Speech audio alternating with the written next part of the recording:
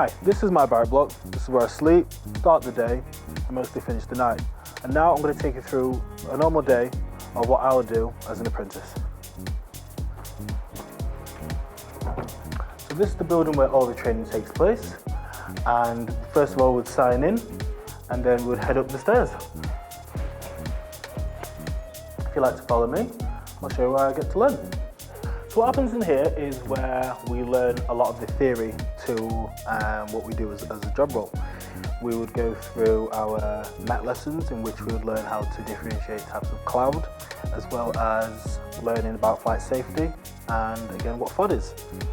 In a way, sometimes it is being like back at school, but a lot of the time it's very interactive. You'd be using the whiteboards in groups, learning from each other as well as your teacher. So a lot of peer-to-peer teaching and interaction does take place.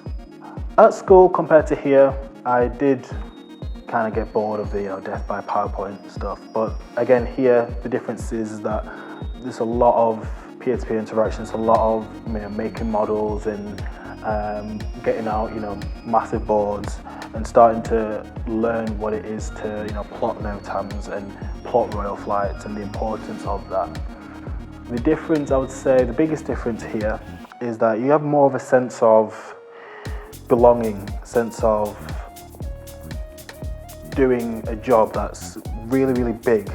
So at school, I studied IT as well as public services, and those don't really sound like things that you would then, go on to do here, and that's what the RAF does. It brings you in and shows you your potential. It shows you that, you might have one path that you're going through at school, but then you join the RAF and find out that you're so good at so many different things, you then change your whole career plan and decide, you know what, I want to be an air traffic controller instead of I want to be an IT administrator.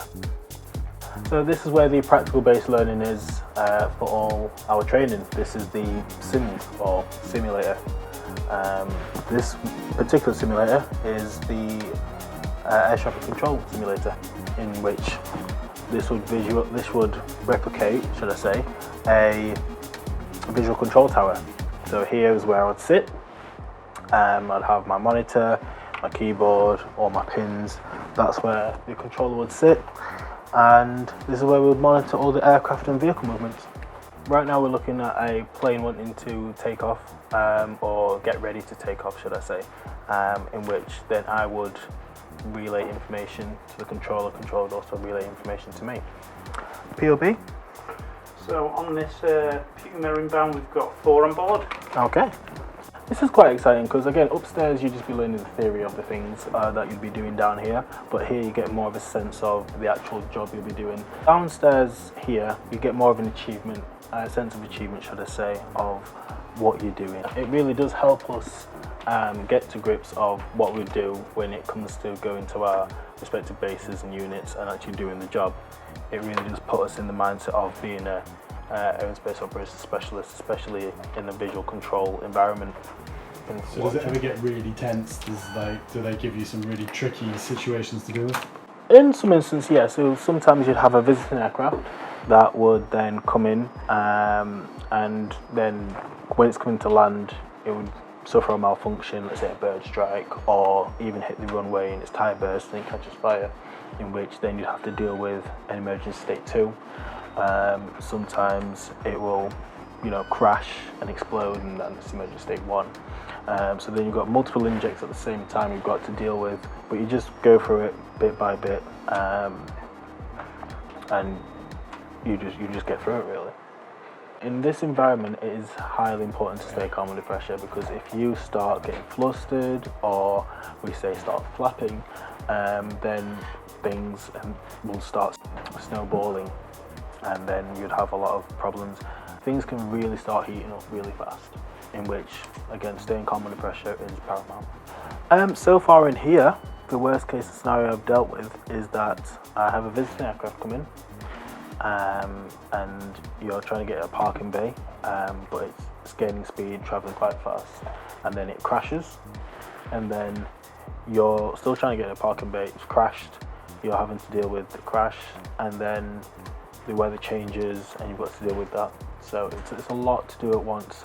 But that was like a one-off sim just to test, your. Watcher 1 made an Alex barrier up.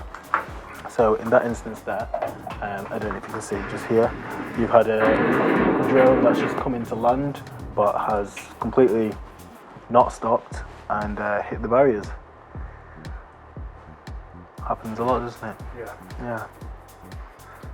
Just in the Sims though, not in real life.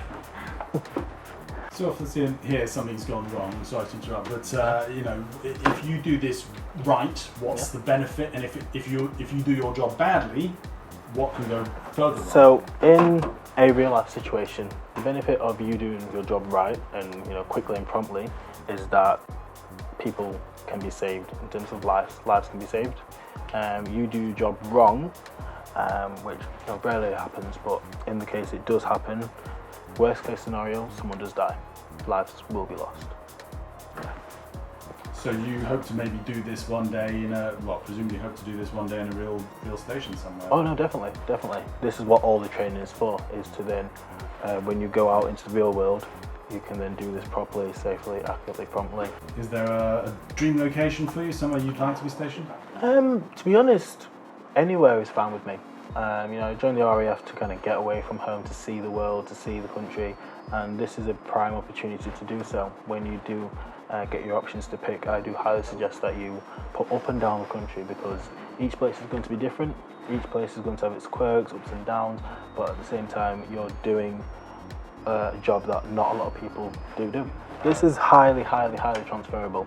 Yeah, doing this in a RAF environment is no different from doing this in a civilian visual control tower. The only difference is that you're working with military aircraft all the time, not just civilian. A couple of months' time, I'll be leaving here, taking the skills that I've learned from here and going over. And the difference is, you don't have one of these at school. You don't get paid to learn to use these different systems, to multitask the way that we do.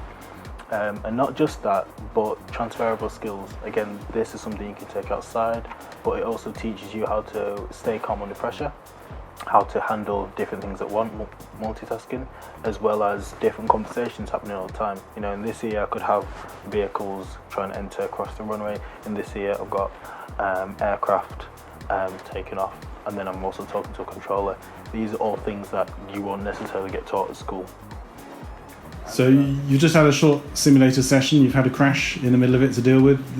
That's pretty standard sort of training session for you? Yeah, definitely a standard training session. As you progress through your learning and progress into more difficult sims, you learn how to deal with more things at once. But usually on a normal day, you would have systems in the circuit. You'd have one crash, just to keep you on your toes, so to speak. But also you'd have multiple vehicles in which we've had today.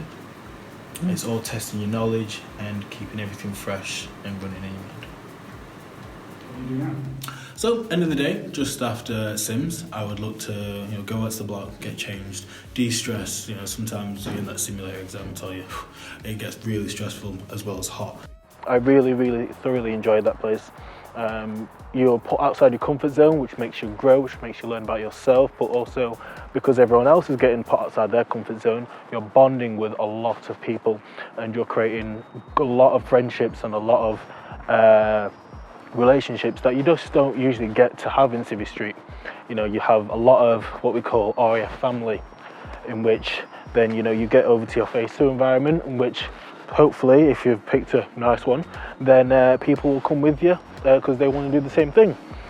So when I'm not training, it's pretty casual, pretty laid back. It's really enjoyable. We've got a lot of gym facilities quite close by, as well as your Nando's, great places to eat, Weatherspoons, Toby Carvery, and quite a few pubs as well. So you're kind of really spoilt for choice. You really have a lot of things to do in the afternoon and the evenings. So in my spare time, there's a lot of opportunity to do sport. We have a gym not too far away. My spare time particularly, I would like to go to the gym, de-stress, lift some weights, go for a run. But sometimes I'll get some of my friends to come down. Me and Shrimpton will play a bit of badminton. Me and my friend Keel might play a bit of squash, and me and Scott might just go for a run around the pitch, play a bit of football. You know, we'll get the whole group down, the whole 11 of us really, and we'll play a lot of footy. Yeah. So that's me. That's a bit of my life as an apprentice and a bit of what we have to offer at RAF Shawbury. Hopefully we'll see you down as an apprentice. Otherwise, get off the base.